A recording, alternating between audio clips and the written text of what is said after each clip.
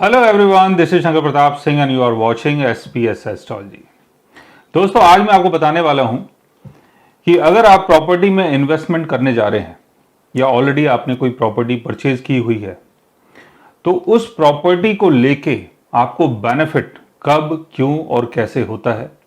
और प्रॉपर्टी जब आप परचेज करते हैं तो कितना लक आपके फेवर में होता है, कितने आप लकी होते हैं। कहीं भी आप प्रॉपर्टी परचेज कर रहे हैं, चाहे वो कोई गांव हो, कोई देहात हो या कोई ऐसी प्रॉपर्टी जो बहुत ही लोवेस्ट प्राइस में आपने परचेज की है और आगे चल के उसके जो रेट कई गुना ज़्यादा बढ़ जाते हैं, तो ऐसा कौन सा योग हमारे बर्थ चार्ट में बनता है जिसके थ्रू हम ये जान सकते हैं कि अगर हम किसी प्रॉपर्टी में इन्वेस्टमेंट कर रहे हैं तो आगे चल के हमको कैसे बेनिफिट मिल सकता है।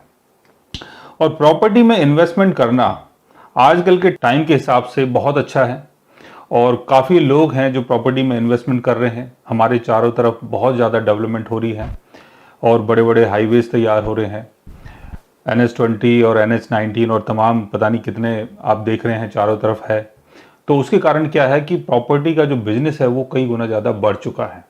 कई लोग अपनी टाउनशिप खड़ी कर रहे हैं, कई लोग अपनी गेटेड कॉलोनीज जो हैं वो बना रहे हैं और कई लोग क्या करते हैं कि ज़मीन लेते हैं, प्रॉपर्टी सेल आउट करते हैं, तो उनको भी काफ़ी बेनिफिट होता है। तो ऐसा कौन सा योग आपके बर्थ चार्ट में बनता है कि अगर आप प्रॉपर्टी में इन्वेस्टमेंट कर रहे हैं, अगर आप कोई बिल्डर बनना चाहते हैं, कोई प्रॉपर्टी डीलर बनना चाहते हैं या इंडिविजुअली आप किसी प्रॉपर्टी में इन्वेस्टमेंट करना चाहते हैं, तो आपको कैसे बेनिफिट हो सकता है।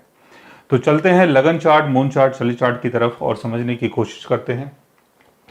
प्रॉपर्टी की अगर हम बात कर रहे हैं तो उसके लिए हमें कुंडली के 4th हाउस को देखना चाहिए, बिकॉज 4th हाउस का संबंध प्रॉपर्टी से है।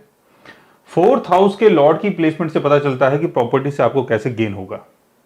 एग्जाम्पल के तौर पे लियो एसेंडेंट हम ले लेते हैं, 5 नंबर साइन, 6 नंबर यहां आएगा, 7, 8, 9, 10, 11, 12, 1, 2, 3, 4। लियो एसेंडेंट में प्रॉपर्टी का जो कंट्रोल है वो मंगल के पास है, यानी मार्स के पास है। मंगल की प्लेसमेंट अगर यहां पर होती है तो प्रॉपर्टी से आपको बेनिफिट होगा। 4th हाउस का लॉर्ड अगर 4th हाउस में है और 5th हाउस के लॉर्ड के साथ है, यानी जुपिटर भी अगर यहां पर बैठ जाता है, तो आपकी जो प्रॉपर्टी है वो कई गुना ज्यादा बढ़ जाती है या बहुत सारी आपकी प्रॉपर्टी हो सकती है। 4th हाउस का लॉर्ड मंगल अगर गेन के घर में होता है, मंगल अगर यहां पर होता है और साथ में जुपिटर भी होता है, जुपिटर यानी 5th हाउस का लॉर्ड अगर मंगल के साथ होता है, तो प्रॉपर्टी के थ्रू आपको काफी गेन होता है। यानी जो भी आपकी आकांक्षाएं हैं, जो भी आपकी इच्छाएं हैं, वो सारी पूरी हो जाती हैं इस प्रॉपर्टी के गेन से।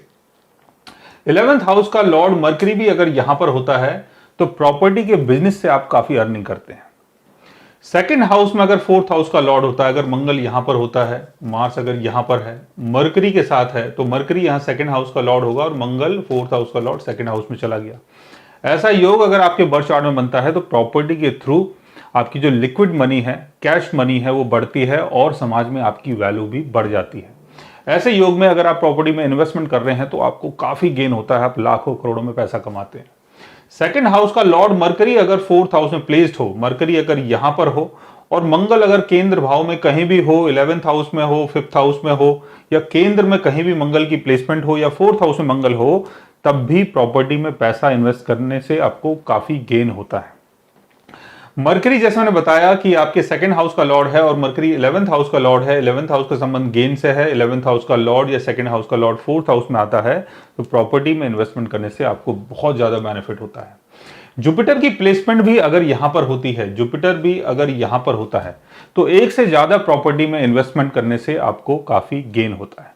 तो समझने वाली बात यह है कि 4th हाउस का लॉर्ड अगर 2nd हाउस के लॉर्ड के साथ, 5th हाउस के लॉर्ड के साथ, 11th हाउस के लॉर्ड के साथ या इनके Lord's 2nd house, 4th house, 5th house और 11th हाउस के लॉर्ड्स अगर आपस में एक्सचेंज करके बैठते हैं, तो प्रॉपर्टी के बिजनेस में या प्रॉपर्टी में इन्वेस्टमेंट करने से काफी मासिव गेन हो सकता है।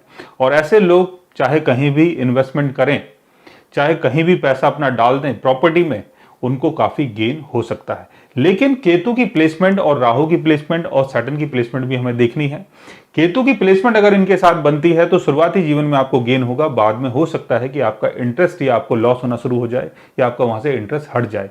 राहु की प्लेसमेंट अगर इनके साथ होती है तो कहीं भी अगर आप प्रॉपर्टी परचेज कर रहे हैं तो रिस्क में आपको कुछ काम नहीं करना है। सैटर्न की अगर प्लेसमेंट होती है तो आपको ऐसी जगह इन्वेस्टमेंट करना है जहां पर पैसा आपका धीरे धीरे करके बढ़ता हो और आपको बाद में जाके गेन हो सकता है। तो इन सब चीजों का आपको ध्यान रखना है। अगर आपके बर्थ चार्ट में भी ऐसा कोई योग बन रहा है और अगर आप कोई प्रॉपर्टी परचेज करना चाहते हैं, इन्वेस्टमेंट करना चाहते हैं और जानना चाहते हैं कि कितना आपको बेनिफिट होगा, तो उसके लिए आप हमारे चैनल को सब्सक्राइब कर सकते हैं। और अगर आप हमसे बात करना चाहें, कंसल्ट करना चाहें, पर्सनली हमसे मिलना चाहें, तो आप हमारी वेबसाइट के थ्रू, हमारे ऐप के थ्रू हमसे मिल भी सकते हैं, बात भी कर सकते हैं और गाइज आप हमसे कंसल्ट भी कर सकते हैं। So guys take care, love you all and good bye.